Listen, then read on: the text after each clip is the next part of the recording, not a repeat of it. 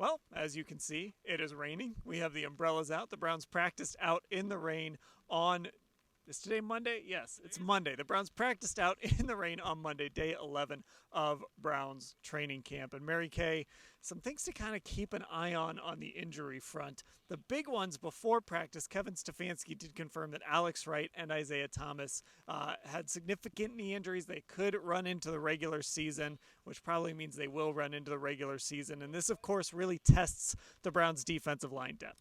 Yes, absolutely. That was very disappointing news for the Browns because behind the top three of Miles, Z, and Obo, they had these young guys that were ready to step in there and be part of the rotation. So this is disappointing, and they might actually have to undergo surgeries, one or both of them. So these are significant injuries. I expect them to miss an extended period of time.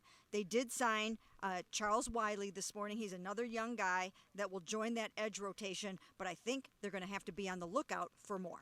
Yeah, and actually, look, with Jim Schwartz's defense, guys are going to rotate in and out. So it wasn't just those top three of Miles, Zadarius, and Obo Okoronkwo. Alex Wright and Isaiah Thomas, one of them was going to get an opportunity to play if they could make an impact in this preseason. Yeah, I thought in theory there might be an opportunity for both of them, just knowing how Jim Schwartz likes to rotate guys. And I think, too, what's unfortunate with both of those guys in only their second year, I think reps for them are just so vital right now to just learn how to play in this system, get used to getting after the quarterback in a different way, because I thought, like you said, there's opportunity there. So just unfortunate for them individually and unfortunate for the rotation. Now, during practice, another significant thing to keep an eye on, Jerome Ford came up kind of hopping after a play. He hopped over to the sideline, and he did put weight on both of his legs while he stood on the sideline, but then he sat down and they looked at kind of around the knee area, underneath his knee, and then he walked in with trainers. And Mary Kay, we know Jerome Ford is slated for a very big role on this offense. So if they lost him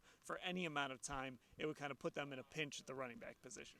Yeah, absolutely. They do not want to be without Jerome Ford. He's going to be stepping in there and trying to fill some of the shoes of Kareem Hunt. So they need him for third down. They need him to spell Nick Chubb. They need him on kickoff returns. He's a valuable member of this football team right now. Now, he walked off the field gingerly, but he did walk off, so that's a pretty good sign.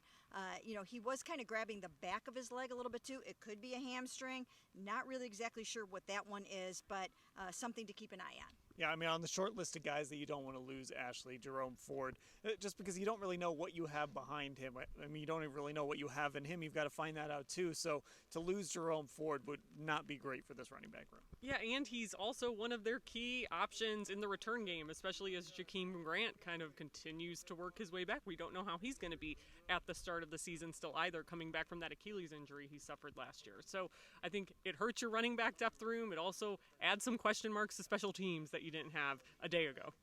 Now, some good news on that front. You mentioned Jakeem Grant. He was back doing team drills today and returning kicks. Sione Takitaki and Anthony Walker Jr. were also back doing team drills. So, obviously, look, this is how training camp goes, right? You lose some guys, but also, Mary Kay, some guys working their way back from very significant injuries, and this is big as they head to Philly next week. Yeah, I mean, it was a very encouraging sign to see those guys out in team drills. I have to mention, however, that Ashley and I watched Jakeem Grant walking off the field, and he was kind of limping. And I'm telling you, when you try to come back from an Achilles injury, it's going to be sore. So it just might be that he was very, very sore from getting out there and doing the most work that he's done so far in team drills. Let's, of course, for Jakeem's sake, for the Browns' sake, hope that's all it was. But he was having a little bit of a tough time walking off the practice field. And again, it's very wet out here today, so it was a little bit risky. But it was good to see Sione out there. Good to see Anthony Walker out there. It means they're getting closer. Yeah, and Sione Takitaki had an interception in red zone today. So not only was he out there, but he was also making plays. Yeah, I thought that was good to see, especially because when I talked to Sione at the Greenbrier, at that point, which, only a couple weeks ago, he was only doing individual drills every other day. So I know he's been very optimistic and told me he thinks he's going to be ready by week one. That's his hope. He said that again today, that he's on track for a September recovery.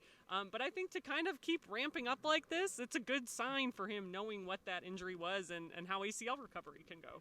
Okay, before we get, Drew Forbes was also carted off today. It is a back injury, so we'll mention that as well as, again, training camp is fully underway when all these injuries start piling up. But I do want to touch on real quick before we go, before practice, Mary Kay, we heard from Bill Callahan, we heard from Jason Tarver, we heard from Takitaki. What's something that stood out to you today before practice? Well, he really praised Jed Wills, Bill Callahan did. He praised a number of the young guys that he's coaching up.